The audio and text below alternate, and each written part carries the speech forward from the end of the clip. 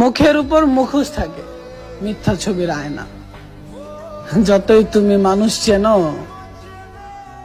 বেঈমান চেনা যায় না।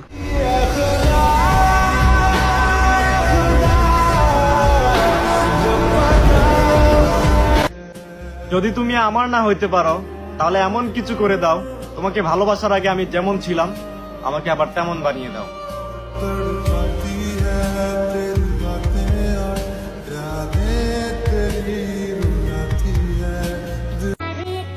তুমি বরং তোমার মনের মতো একটা জীবন সঙ্গী বেছে নিও।